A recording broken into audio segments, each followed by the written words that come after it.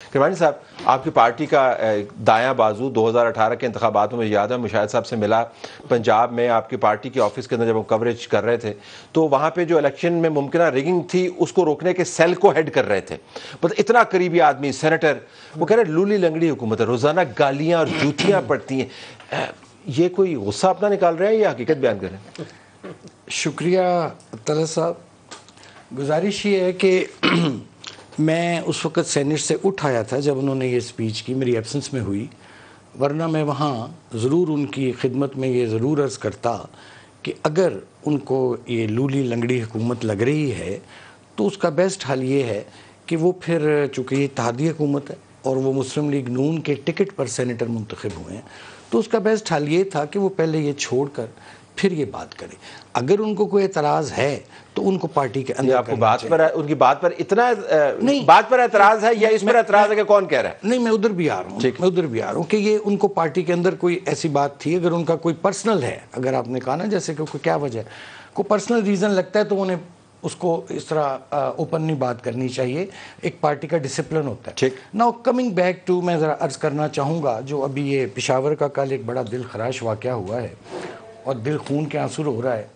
ابھی تک تو طلعت صاحب یہاں یہ ہوا ہے، چاہے اسمبلیوں ہوں چاہے ڈیفرنٹ فورمز ہوں، کہ جب بھی پاکستان میں کوئی دہشت گردی کا واقعہ ہوا اس پر اجلاس بھی ہوتے ہیں، تقاریر بھی ہوتی ہیں، سب کچھ ہوتا ہے، لیکن اس کا نتیجہ نہیں نکلتا، نتیجہ خیز نہیں ہوتی چیز. کیوں؟ کہ ایک وہ نشستن گفتن برخاستن. اب سوال یہ اٹھتا ہے کہ ایک نیشنل ایکشن پلان تھا، آپ کو یاد ہوگا کہ نواز شریف صاحب کے دور حکومت میں جب اے پی ایس کا واقعہ ہوا تو فوری طور پر پرائم منسٹر اس وقت کے نواز شریف نے پشاور میں ایک اے پی سی کال کی. جی بالکل. اور تمام لوگ بیٹھے اور اس کے بعد ایک اس کی براڈر کنسلٹیشن ہوئی جس کے نتیجے میں پھر آپریشن ضرب العزم اور پھر لیٹر آن رد الفساد شروع ہوا. اور الحمدللہ میں اس کا کریڈٹ دینا چاہتا ہوں پاکستانی قوم کو بھی، مسلم لیگ نون کی حکومت کو بھی اور پاک فوج کو بھی. میرا نقطہ یہ ہے کہ 2018 میں دہشت گردی کا خاتمہ ہو گیا. اس کے بعد 9.5 سال سے پی ٹی آئی کی گورنمنٹ ہے اس صوبے میں. ایک لفظ تھا، ایک کمیٹی تھی، اس کا نام تھا ایپیکس کمیٹی. جی بالکل.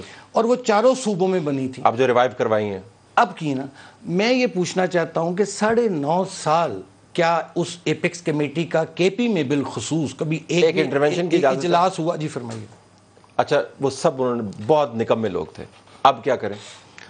اب یہ ہے، ہاں یہ اصل چیز ہے کہ ہمارے پاس ایک تشخیص ہو چکی ہے، اب اس کا حل ہمیں کیا کرنا ہے. حل اس کا یہ ہے سب سے پہلے کہ ایک تو فوری طور پر، اور یہ ذاتی مفادات یا پرسنل انٹرسٹ سے بالا تر ہو کر پاکستان کو اوپر رکھیں، ذات کو نیچے رکھیں. It applies to all political parties, the establishment, جتنے بھی لوگ ہیں بیٹھیں اس وقت. اور فوری طور پر میں سمجھتا ہوں کہ پرائم منسٹر صاحب کو ایک اے پی سی کال کرنی چاہیے، جوائنٹ سیشن کال کرنا چاہیے. اور یہ نہیں کہ آپ چند لوگوں کو 5-10 لوگوں کو بلا کر ان کو بریف کریں، پوری ان کیمرہ پورے جو جوائنٹ سیشن ہے اس کو جو اسٹیبلشمنٹ ہے، جو آرمی کال تو کر لیا نا، اس کا پرپس کوئی اور ہے لیکن آپ اس کو استعمال کر سکتے ہیں، اس کو کیا جائے. اور اس کے بعد یہ تمام جو آپ کے پولیٹیکل ڈیفرنسز ہیں ان کو وقتی طور پر لڑائیاں ختم کریں، بچوں کی طرح بیہیو نہ کریں، شو سم میچورٹی، بیٹھیے، سیاست ہوگی، پاکستان ہوگا تو باقی باتیں بھی ہوتی رہیں گی.